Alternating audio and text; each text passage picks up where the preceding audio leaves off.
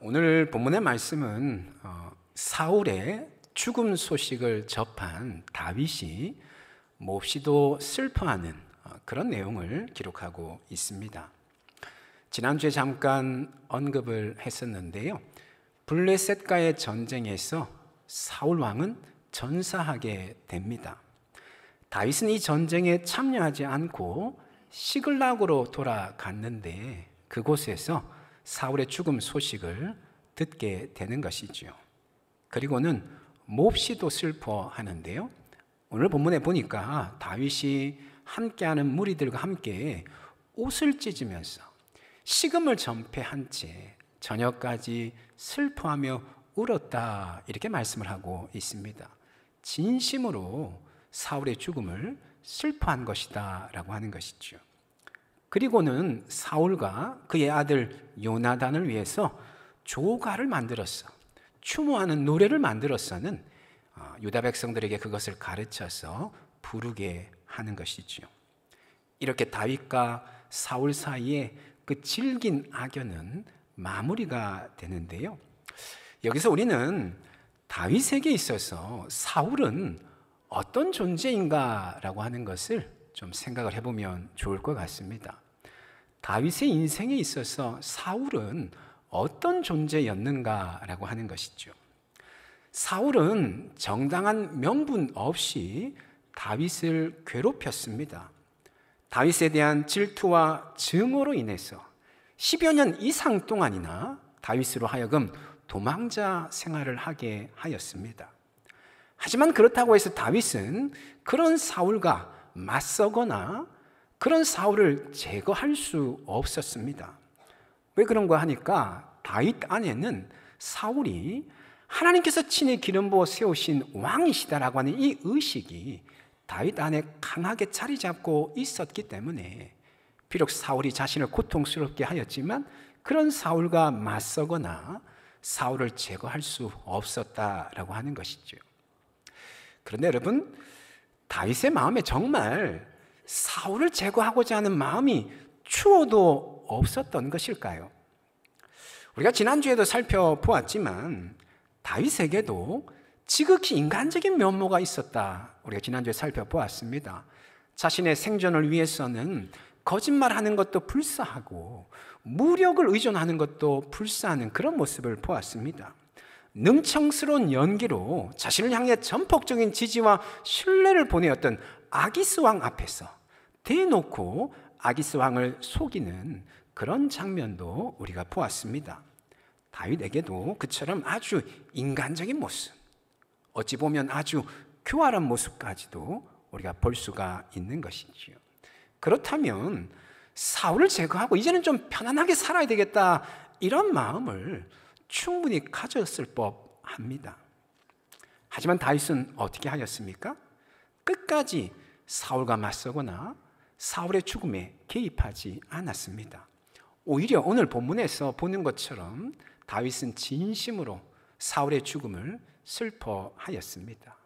다시 말해서 다윗은 하나님의 주권을 인정하며 그 주권 앞에 철저히 굴복하였다라고 하는 것이죠. 그런 점에서 사울은 다윗에게 있어서 어떤 존재였는가 하면 마치 선악과와도 같은 그런 존재였다, 우리가 말할 수 있을 것 같아요. 선악과와도 같은 존재. 여러분, 선악과가 무엇입니까? 하나님께서 아담에게 에덴 동산에 있는 모든 실과는 먹어도 좋지만 단지 선악을 알게 하는 나무의 열매, 곧 선악과만큼은 따먹지 말라고 명령을 하셨습니다. 만일 선악과를 먹는다면 먹을 때에는 반드시 정령 죽을 것이라 말씀을 하셨습니다. 선악과란 무엇인가? 아담에게 있어서는 하나님에 대한 믿음과 순종, 이 순종을 사랑으로 바꿔 생각해 볼 수 있을 것 같아요.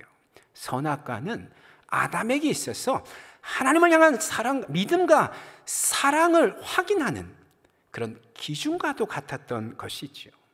아담이 얼마나 하나님을 신뢰하였는지, 아담이 얼마나 하나님을 사랑하였는지 확인하는 기준으로서 선악과가 사용되어졌다라고 하는 것이지요.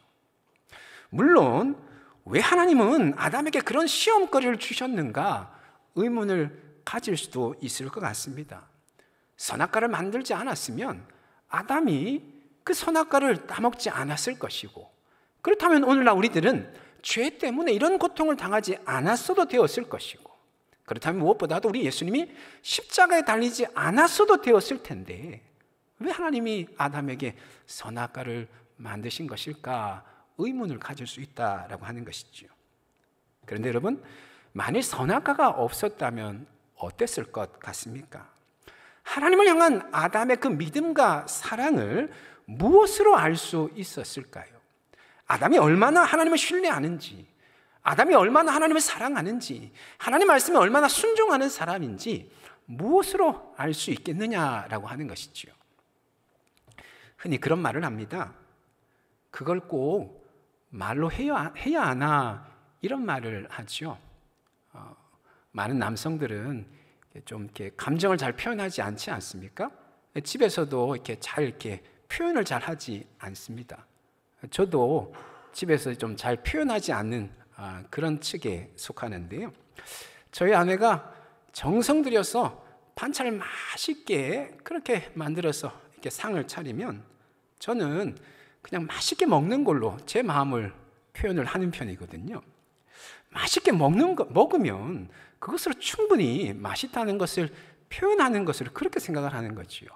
그걸 꼭 말로 해야 하나, 이런 생각을 가지고 있는 거죠. 근데 저희 아내는 생각이 다른 겁니다. 맛있으면 맛있다고 말로 표현해야지 알지 않겠느냐라고 하는 거지요. 그걸 꼭 말로 해야 알 수 있다라고 하는 것이죠. 저희 부부가 결혼하고 이제 한 22, 23년 지금 살고 있는데요. 살다 보니까 아내의 생각이 맞는 것 같습니다. 말로 표현해야지만 상대방이 무슨 생각을 하는지, 상대방이 어떤 마음인지 알 수 있는 것이죠. 마찬가지로 우리의 믿음, 우리의 사랑은 겉으로 표현되어야지만 알 수 있습니다. 우리의 믿음이 진짜인지, 우리의 사랑이 진짜인지 확인할 수 있게 해서는 그것이 겉으로 표현되어야 된다라고 하는 것이지요. 그래서 하나님께서 선악과를 만드신 것이지요.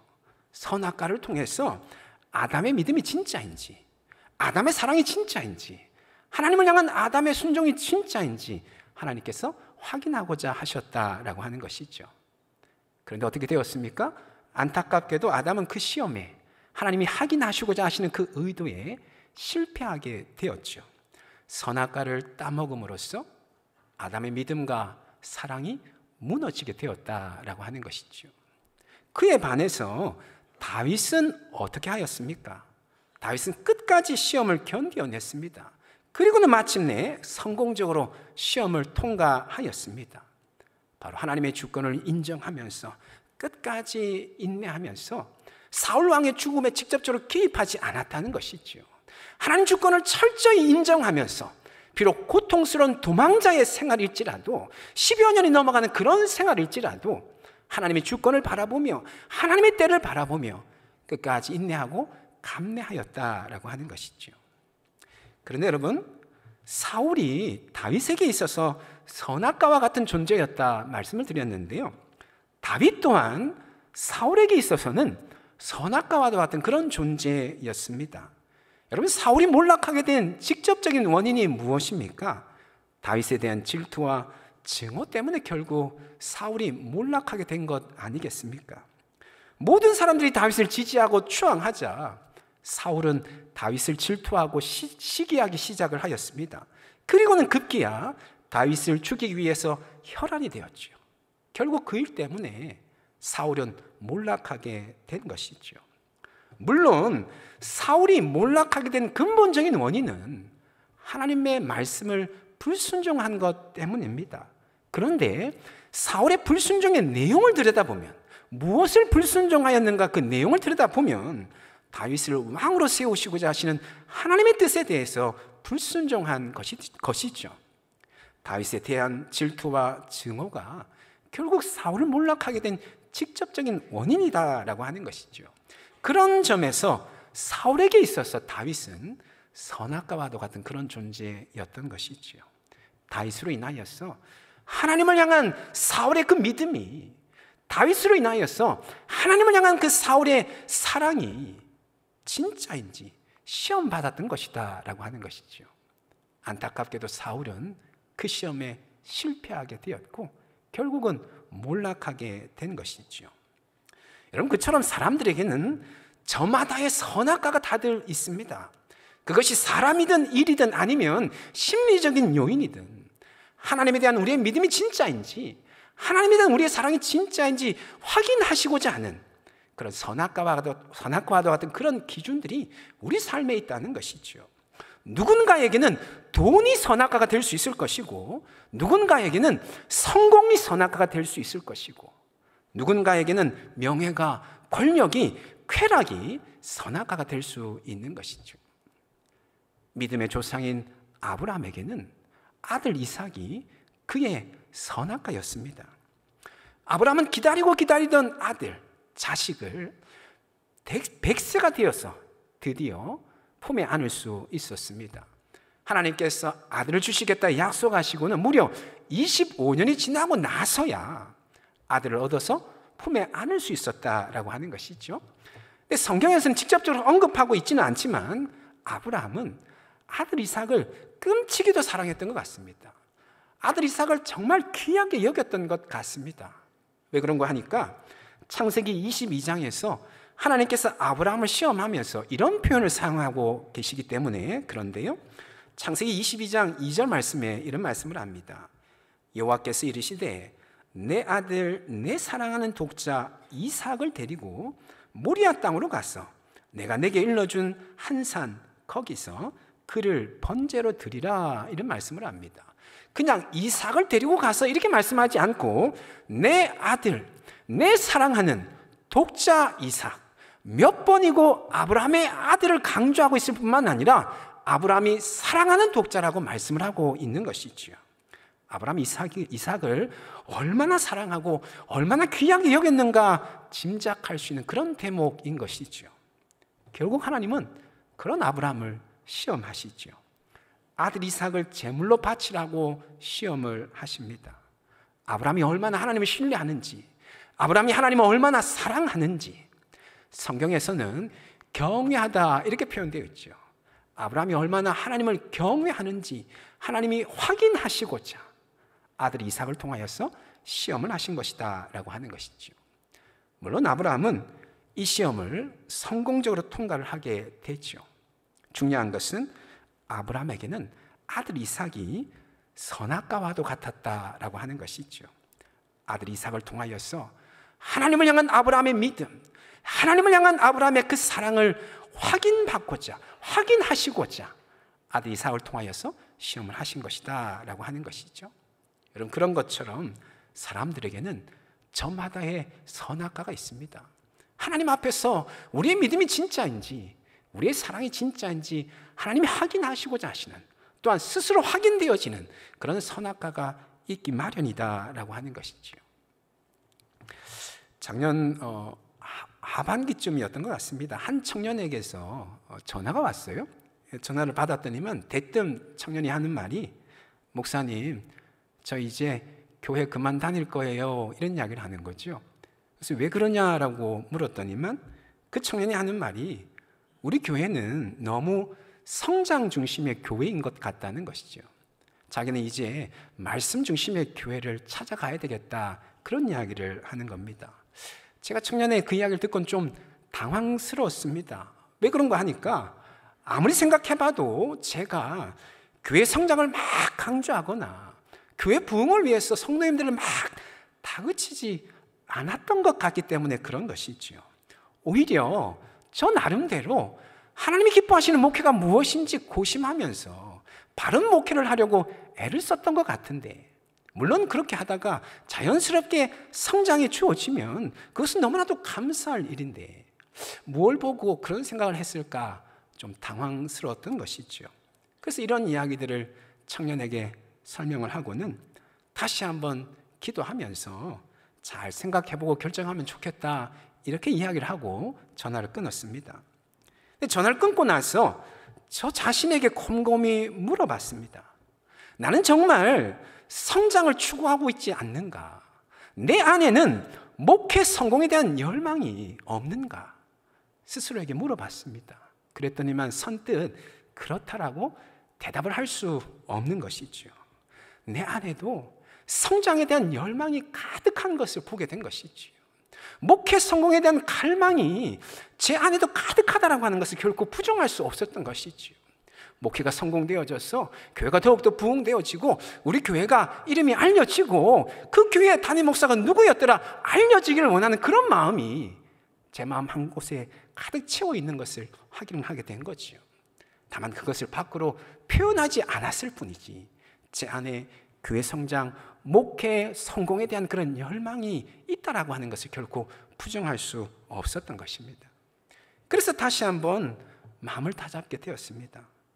내 안에 있는 이 교회 성장, 목회 성공에 대한 그 열망이 나를 집어삼키지 못하도록 여전히 하나님이 기뻐하시는 목회가 무엇인지 그것들을 고심하면서 계속해서 하나님 기뻐하시는 그런 목회를 해야 되겠다라고 하는 그런 마음을 가지고 깨어서 끊임없이 실험해야 되겠다, 이런 마음을 다시 한번 가지게 되었습니다. 여러분, 그런 것처럼 선악과는 우리 삶의 전반에 걸쳐서 발견될 수가 있는 것입니다. 아주 크고 중요한 일일 뿐만 아니라 아주 소소하고 일상적인 일 속에서도 선악과는 충분히 발견될 수 있는 것이지요. 선하고도 가치 있는 일인데 그 가운데서도 때로는 영적인 일 속에서도 정말 하나님을 위해서 하는 일이라고 생각되어지는 그런 일 속에서도 얼마든지 선악과적인 요소들은 발견될 수 있다라고 하는 것이지요. 우린 결코 내 삶에 우리의 믿음과 사랑을 시험하는 선악과가 있다라고 하는 이 사실을 간과해서는 안 되는 것이지요. 혹이라도 내 욕망과 내 욕구가 하나님을 향한 내 믿음과 사랑을 집어삼키지 못하도록 날마다 깨워서 씨름하는 그런 삶을 끊임없이 살아가야 될 것입니다. 특별히 우리는 인생의 선악과 앞에서 요셉을 좀 주목해 보아야 됩니다. 여러분 아시는 것처럼 요셉은 자신의 주인 보디발의 아내로부터 유혹을 받습니다. 성경에 보니까 보디발의 아내가 날마다 요셉을 유혹하였다, 이렇게 말씀을 하고 있습니다. 한두 번 유혹하고 끝난 것이 아니고 날마다 유혹하였다는 것이죠. 결코 뿌리치기 쉽지 않은 그런 유혹이었다는 것이죠. 근데 요셉은 어떻게 하였는가 하니까 아주 단호하게 그때마다 그녀의 유혹을 뿌리쳤습니다. 결국 보디발의 아내는 요셉에게 누명을 씌워서는 요셉을 감옥에 가두도록 하지요. 근데 거기에 보면 요셉이 그런 이야기를 하는 걸 보게 되는데요. 창세기 39장 9절 말씀에 보니까 요셉이 이런 이야기를 보디발의 아내에게 이야기를 합니다. 이 집에는 나보다 큰 이가 없으며 주인이 아무것도 내게 금하지 아니하였어도 금한 것은 당신뿐이니 당신은 그의 아내임이라. 그런즉 내가 어찌 이 큰 악을 행하여 누구께 죄를 지으리까? 하나님께 죄를 지으리까? 이런 말을 합니다. 보디발 아내의 유혹에 넘어가는 것은 하나님께 죄를 짓는 것이다, 그런 말을 하고 있는 것이죠. 여러분, 우리가 여기서 알 수 있는 것이 무엇일까요? 요셉은 늘 하나님 앞에서 살아간다고 하는 그런 의식이 분명히 자리 잡혀 있었던 것이죠. 소위 말해서 코람데오라고 말하지 않습니까? 신전 의식이라고 말하지 않습니까? 하나님 앞에서 살아간다라고 그렇게 우리가 이야기를 하죠. 살아계신 하나님 앞에서 살아간다고 하는 그 분명한 의식이 요셉 안에 자리 잡고 있었기 때문에 날마다 계속되어지는 유혹일지라도 그 유혹에 넘어가지 아니하고 오히려 유혹을 이겨낼 수 있었다라고 하는 것이지요. 여러분, 우리가 인생의 선악과 앞에서 실패하지 않을 수 있기 위해서 무엇보다도 필요한 자세가 바로 이 자세인 것이죠. 코람데오라고 하는 것. 살아계신 하나님 앞에서 살아간다고 하는 이 의식이 우리 안에 분명히 자리 잡혀 있어야 되겠다라고 하는 것입니다. 그럴 때에 선악과의 유혹 앞에서 결코 흔들리지 않을 수 있는 것이죠. 오히려 어떤 유혹일지라도 떨쳐내고 승리할 수 있는 것이죠. 다윗도 그랬습니다.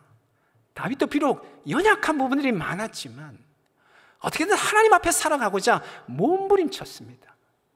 그랬기에 다윗은 시편에서 이런 고백을 하고 있는데요. 시편 16편 8절 말씀에 다윗이 이런 고백을 합니다. 내가 여호와를 항상 내 앞에 모시며, 이런 고백을 합니다. 자신은 항상 언제나 하나님 앞에 살아가고자 몸부림쳤다는 것이죠. 그래서 그 결과 어떻게 하였는가? 그 뒤에 계속해서 이런 말씀을 합니다. 그가 나의 오른쪽에 계시며. 다윗은 어떻게든 하나님 앞에서 살아가고자 몸부림쳤는데, 그러자 어느 순간인가 그 하나님께서 자신의 오른쪽으로 옮겨와 계셨다는 것이죠. 오른쪽이라고 하는 방향은 성경에서 능력의 방향, 권능의 방향을 의미합니다. 다윗이 하나님 앞에서 살아가고자 몸부림치자 하나님께서 다윗의 오른쪽에 오셔서 능력자로서, 돕는 자로서 다윗을 붙들어 주셨다, 그런 고백인 것이죠. 그러자 그 결과 그 끝에 보니까 내가 흔들리지 아니하리로다, 이런 고백을 합니다. 하나님이 능력자로, 돕는 자로 다윗과 함께 하시기에 다윗은 어떤 상황 속에서도, 어떤 위기와 어떤 유혹 앞에서도 결단코 흔들리지 않을 수 있었다라고 고백을 하고 있는 것이죠. 그리고 거기서 끝이 아니고 그 다음 9절에 보니까요, 더 적극적인 은혜에 대해서 고백을 하고 있습니다. 이러므로 나의 마음이 기쁘고 나의 영도 즐거워하며 내 육체도 안전히 살리니. 하나님 앞에 살아가고자 몸부림치자 하나님이 능력자로, 돕는 자로 자신을 붙들어 주셔서 위기와 유혹 앞에서 흔들리지 아니할 뿐만 아니라 오히려 더 적극적인 은혜, 기쁨과 즐거움이 충만하며 육체도 안전하게 거할 수 있는 그런 은혜를 누릴 수 있었다 고백을 하고 있는 것이죠. 여러분, 우리가 그동안 다윗에 대해서 살펴보지 않았습니까? 다윗의 이 고백은 결코 말만 번지르한 립 서비스가 결코 아니다라고 하는 것을 우리는 잘 알고 있습니다. 다윗은 비록 연약한 부분들이 많았지만 그럼에도 언제나 하나님 앞에 살아가고자 몸부림쳤던 것이죠. 하나님 주권을 인정하고 그 주권 앞에 전적으로 굴복하는 삶을 살려고 애를 썼던 것이죠. 그러게 하나님께서 그런 다윗과 함께하면서 다윗을 붙들어 주시고 다윗을 보호하여 주셨고, 그랬기에 어떤 위기와 유혹 앞에서도 흔들리지 아니할 뿐만 아니라 오히려 기쁨과 즐거움이 충만하고 육신이 강건케 되어지는 그런 은혜를 누렸다라고 우리가 그동안의 다윗을 살펴보면서 이 고백이 진짜임을 확인을 하게 되는 것이죠. 사랑하는 여러분, 저와 여러분 또한 언제나 하나님을 우리 인생의 앞에 모셔드리고자 애를 쓰고 힘을 쓰는 저와 여러분 될 수 있기를 주님의 이름으로 축원합니다. 비록 완벽하지 못할지는 모르지만, 우리 안에도 여전히 연약한 부분, 부족한 부분이 많을지는 모르지만, 그럼에도 살아계신 하나님 앞에서 살아간다고 하는 이 의식 어떻게든 꼭 붙잡고 살아갈 수 있기를 원합니다. 그리하여서 어떤 인생의 위기와 유혹 앞에서도, 특별히 인생의 선악과 앞에서 결단코 흔들리지 아니할 뿐만 아니라 오히려 견고하여서 하나님 앞에 영광 올려드리는 그런 삶을 살아가는 우리 모두가 다 될 수 있기를 예수님의 이름으로 축원합니다. 아멘. 기도하겠습니다.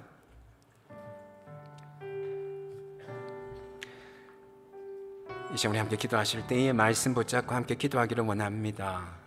오늘 사울과 다윗의 관계를 보면서 두 사람은 서로에게 선악과와도 같은 그런 존재였다라고 하는 것, 하나님에 대한 믿음과 사랑을 확인하게 되는 그런 선악과와도 같은 그런 존재였다라고 하는 것을 우리가 살펴보았습니다. 사울은 실패하였지만 다윗은 인내하며 결국 시험에 성공하게 되었는데, 우리 인생에서도 수많은 선악과들을 발견하게 됩니다. 하나님을 향한 우리의 믿음이 진짜인지, 하나님을 향한 우리의 사랑이 진짜인지, 혹이라도 그 이면에 나의 욕망과 나의 욕구가 주도하고 있지는 않는지 거듭거듭 확인하게 되는 인생의 선악과들이 있음을 고백하게 됩니다. 무엇보다 주님, 우리를 영적으로 일깨워 주시되 살아계신 하나님 앞에서 살아간다고 하는 이 의식 붙잡고 어떤 인생의 유혹 앞에서 넘어지지 아니하고 흔들리지 아니하며 견고하게 서서 하나님께 영광 올려드리는 그런 삶을 살아가는 우리 모두가 다 되어줄 수 있도록 주님 인도하여 주시옵소서.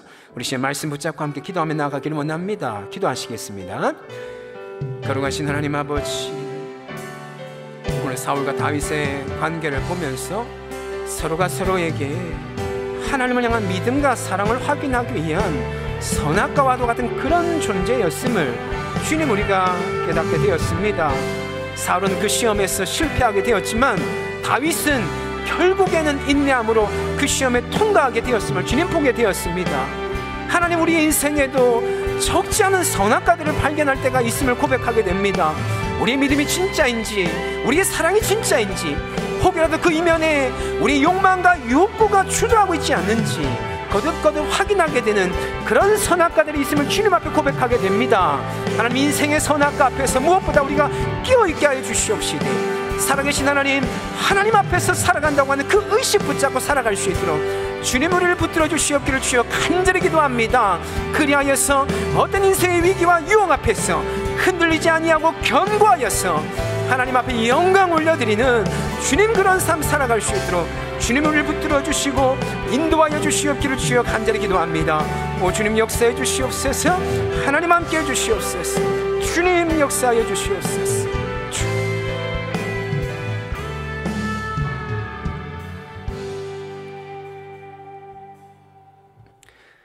거룩하신 하나님, 오늘 사울과 다윗의 관계를 보면서 두 사람은 서로가 서로에게 자신들의 믿음과 사랑을 확인하는 선악과와도 같은 그런 존재였다라고 하는 것을 우리가 살펴보았습니다.